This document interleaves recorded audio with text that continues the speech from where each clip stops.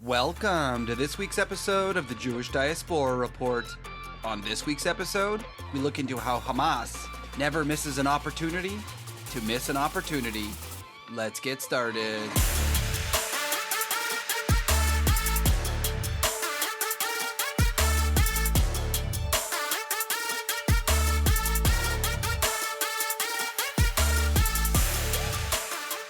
For many of our regular listeners, you know in the last episode we had just done, we did an overview of the Trump-US plan for Gaza. This is the plan that was put forward and agreed to by pretty much the entire world for what would happen next in Gaza, which if you haven't listened to that episode, I would suggest you might want to listen to that one first if you're not aware of what the details were of that deal. But for those of you who did listen to that episode, you might realize that I predicted pretty much everything that's happening right now. I've talked about this on this podcast before in episodes like Am I Psychic? Or just Really Smart. And I realize that I often can tell what's going to happen before it happens. I definitely don't think it's being psychic. I think I've just seen the history and watch it repeat itself. And last episode is literally no different. Because if you go back and listen to that episode, now knowing what you know, it is pretty crazy how close I was to what would actually happen. For those of you who have been keeping up with the American plan for Gaza and the final end to the war, you may have heard in the mainstream media that there is a deal. Israel agreed to the Trump deal, and technically speaking, so did Hamas. But the problem with the Hamas acceptance is that it was a yes, but, which is exactly what I predicted. One of the things that I brought up on the last episode was the fact that Hamas will of course say yes, but then they will play games, which is exactly what's happening, and the same thing they always do. The fact is that Hamas said yes, but, and wants to essentially just buy time and change the deal entirely. But it was also kind of clever on their part, because Israel had openly said that they agreed to these terms. The entire world knows that it's now on Hamas's shoulders. So Hamas spent that last 72 hours trying to figure out how they could somehow spin this to make it Israel's fault without them actually having to make a deal. So this yes, but makes it appear to the world, especially the mainstream media who loves to report that Hamas accepted the deal, is ignoring the fact that they are essentially saying, yes, but we want to completely change that deal. So that way when, of course, it falls apart because they know they're going to be putting these things that Israel will never accept into the deal, that they'll say, well, we accepted. Israel was the one who said no. So you have to give them points, I guess, for creativity. Again, it's not their first time doing this exact same thing. But they were able to say yes to appear like they had agreed, while at the same time not agreeing, and then making Israel say, we don't agree. And then all of their useful idiots can blame Israel for breaking the deal. It really is a masterclass in media manipulation and changing the narrative. It's not like this is their first rodeo. They've been doing this for many years. They are well practiced. So what exactly did Hamas agree to and then want to change? Essentially, they agreed to the ceasefire and the end of the war, which is great. They pretty much disagree with everything else. And one of the things that they disagree with is hostage releases, which ironically, I said last week. How do we trust that they will give back the hostages they are supposed to be giving back? What are the mechanisms to stop them from playing games? According to the Egyptians, Hamas's deal that they agreed to but also want to change would require the 72-hour release of every single hostage in Gaza to go a little bit longer. They're deciding that instead of 72 hours, they need to, quote, find all of their hostages and all of their bodies, which is kind of funny that I said that exact same thing on the last episode. I talked about how they will pretend to not know where this body is or who has that body. That's literally what they're doing. We need more time. I know we agreed to like a whole ceasefire thing, but we need to find the bodies. It's so difficult. Oh, by the way, while we're trying to find all of those bodies, technically we agreed to the ceasefire. So Israel can't hit any of our people. They can't take out any of our men. If we move around in certain places we're not supposed to be, you can't strike us because we have a ceasefire.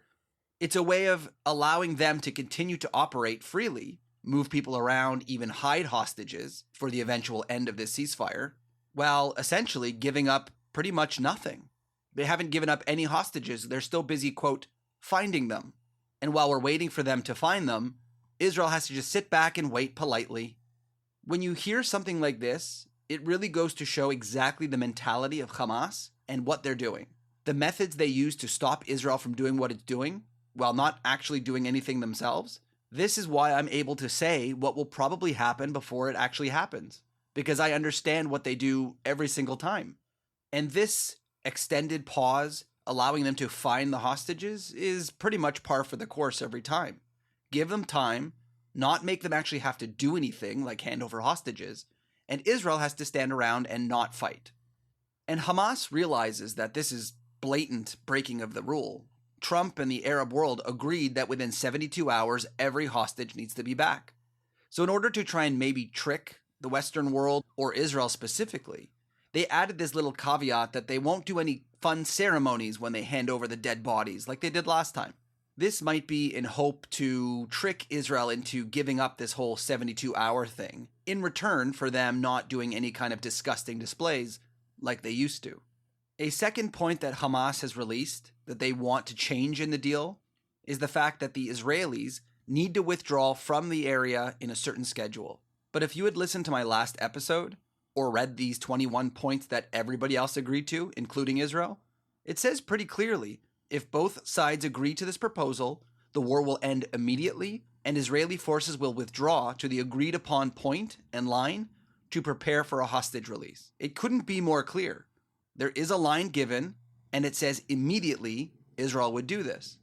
So what kind of schedule they have planned, I don't know.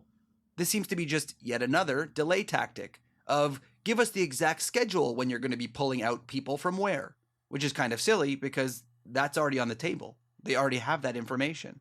Not to mention, why does Hamas need to know all of these finer details? They are giving up. They are supposed to go into exile. Why does it matter when and where and how Israel leaves an area? The only reason you need that is for military purposes. Some people might criticize Bibi Netanyahu for doing this. Some may not. Some may think it's a great thing. But despite the fact that Hamas didn't really agree to any of this, Netanyahu stopped all bombardment of Gaza, as per the deal, because he had agreed to this deal. And so since they technically accepted, he wants to show the good faith that he is following that deal. He's even moved troops back in order to fulfill this requirement. So meanwhile, Hamas is demanding a specific schedule on when everyone's leaving and from where, and Israel's already doing it in trying to honor that deal. So it's kind of a moot point that they want this schedule. It's just a delay tactic, and maybe Netanyahu is outsmarting them by just doing it, so now it's a moot point. It also serves as concrete proof that Israel will uphold this deal, so later they can't blame Israel for not upholding the deal. Another requirement that Hamas is putting in place is some sort of formal agreement that the hostilities in Gaza will end permanently. What is interesting about this point is how Hamas wants assurances that Israel will apparently never attack them again, seemingly trying to take the pressure off themselves, where, hey, if we delay and play games, you can't attack us because you agreed not to. Or if we retake power, you can't attack us because you said you wouldn't. Permanent end. But they never want to give up anything. What assurances are they giving that they're going to follow any of these rules? Because in itself, all of these requirements that they're now adding to the deal proves that they are not accepting the deal. They are changing the deal. So why are we not holding them to account for it when they want us to hold Israel to account for not holding up their end of the deal? Israel's already agreed to this. And part of the deal is the permanent ceasefire in Gaza when Hamas is gone. Let me remind you that one of the points is that Israel will not occupy Gaza ever again. So Israel will be leaving permanently. That is in the deal. And this deal suggests that Israel will pull out once the place is stabilized, according to the US and the international forces. Essentially, what's happening here is that Israel will withdraw once it is proven that that area is safe and it has been officially taken over by the international group, Arabs or North Americans, that are going to stabilize the region and make sure Hamas leaves. So Hamas is trying to play both sides here, where we want assurances that you're not going to attack us, but we also don't want to actually give up power. We're going to try and stay in power any way we can, and we'll get to that in a second, while at the same time stopping you from ever attacking us, or else people are going to blame you for breaking this deal. Or maybe they'll just use this as an excuse to stay in power and blame everybody else for why they broke the deal, so we're not leaving. They really are trying to put this on Israel and handcuff Israel into never being able to attack them again, while at the same time not putting any onus on themselves.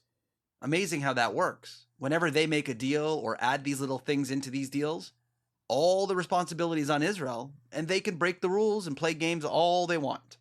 And if their games cause Israel to say, screw this deal, we're going to attack again, then they just blame Israel for attacking and say that's the reason why we didn't give up power. Another point that Hamas refuses to accept or change is rather than under the Trump and the World Plan, that there's going to be a board of Europeans, Americans, UN, and the Arab world that are going to disarm and ensure that Hamas leaves as per the deal that they supposedly agreed to. They want to change that and not have an international body. They want to have a Palestinian board made up of Palestinian Arabs, as well as some of the other Arab countries. Let me guess, probably Qatar. What they're trying to do is remove the actual oversight that this deal puts in place, international bodies, Western world, Arab world, in order to ensure that they disarm. Meanwhile, what they really want to do is have a very sympathetic Palestinian board made up of probably Hamas supporters in order to just fake give up their guns for now and then eventually take power again. Why else do you think that it's such a problem to have this international body made up of all different countries and neutral parties in order to ensure that Hamas disarms? Why is that such a problem for Hamas if they want to actually disarm? As part of the Trump-US deal, any member of Hamas who's willing to coexist and live in peace, who surrenders their weapon, can continue to live there. Everybody who doesn't can leave. Why is that something that needs to be changed? Because they don't want to leave and they don't want to disarm. So the irony here of the fact that they said yes to the deal that requires them to disarm and leave or stay and be peaceful, they are trying to find a way to rewrite that so they don't have to do any of that. Can you really agree to a deal that you fundamentally change the entire principle of? You can see the trend here. From the beginning of this podcast episode, I said they technically agreed to this deal, but wanted to change pretty much everything that was important in this deal. Anything that would actually require them to do anything or be responsible for their own actions, which essentially means that they rejected the deal while pretending they actually accepted it. One of the last things that Hamas asked for is that they said that there must be a priority on reconstruction. They asked for an immediate international commitment to rebuild Gaza, starting with unrestricted aid, debris removal, and infrastructure repair. Now, I'm not exactly sure why they would ask for this, because it's literally in the deal right now. The deal says, upon acceptance of this agreement, full aid will be sent in immediately to Gaza.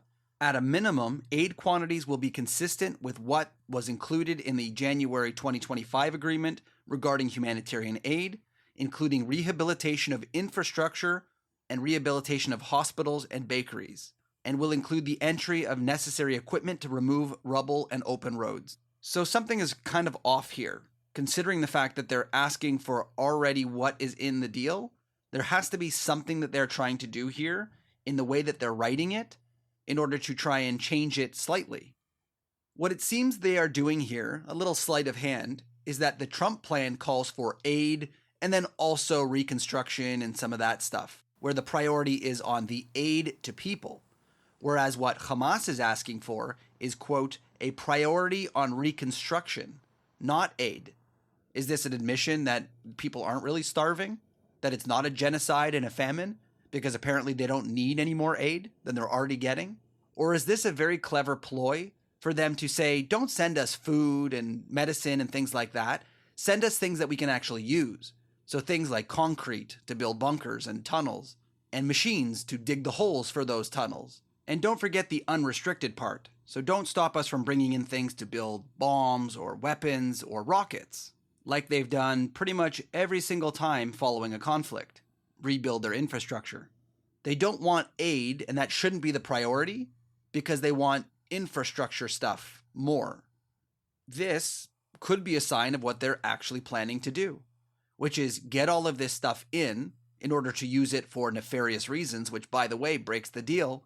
Under point 13, Hamas and other factions agreed to not have any role in the infrastructure recreation, and they are not allowed to have any military, terror, or offensive infrastructure, including tunnels and weapons production.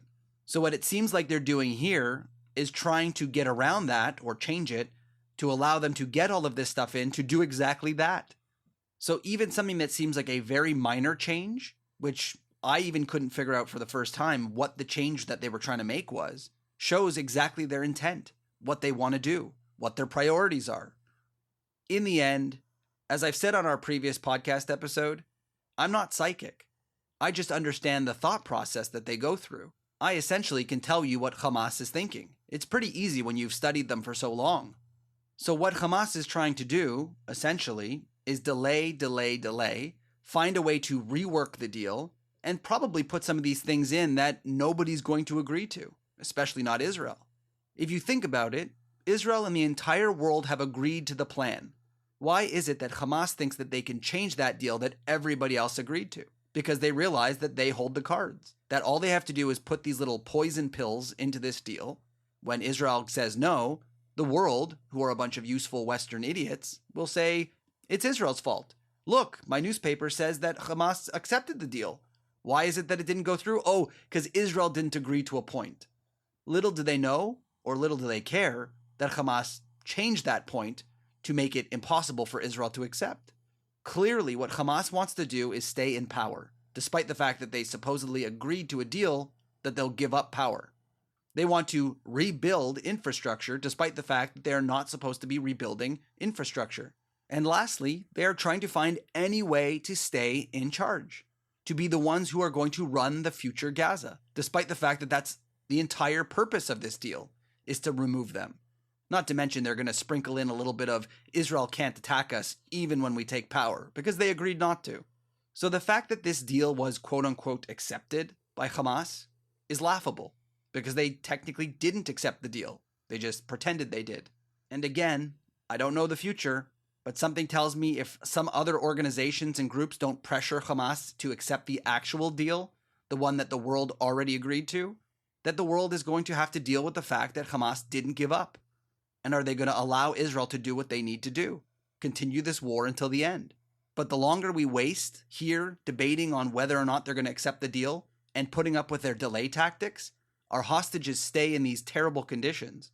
Hamas gets to regroup and prepare for the eventual battle, or hope that Israel will be forced by the international world to just simply accept Hamas's requirements just to get this deal done. And if they don't, they'll be seen as the barrier to peace, because the blame will all fall on them.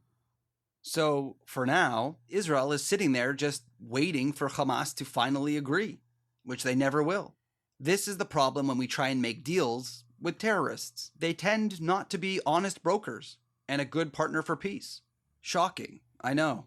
I want to end this podcast episode with the very smart words of Abba Eban. He was a deputy prime minister of Israel, the second ambassador to the United States, and a permanent representative of Israel to the United Nations. In 1973, following the Yom Kippur War, he very clearly stated after a failed peace negotiation with the Arabs never miss an opportunity to miss an opportunity. This summarizes every attempt at peace or negotiations with the Palestinian Arabs, especially people like Hamas or the Palestinian Authority. They will never miss an opportunity to turn down an opportunity for peace, for prosperity, for the betterment of their people. And that is because the Palestinian Authority and Hamas don't really care about their people. They care about themselves, power, and the money. And so they will continue to turn down peace deals, try and play games with negotiations in order simply to stay in power, even if it hurts other people. Only time will tell what's going to happen with this supposed agreed-to deal, considering Hamas has not really agreed to it. But it seems like Israel is moving forward and trying to put themselves in a place to show that they weren't the ones to break it. But we all know, facts don't matter when it comes to Israel doing the right thing. People will spin it in order to make sure that Israel is the reason why this deal probably isn't going to happen. This has been another episode of the Jewish Diaspora Report. Don't forget to check us out on social media at @JDR.podcast and check out some of our other episodes on your favorite podcast source. We'll see you next time.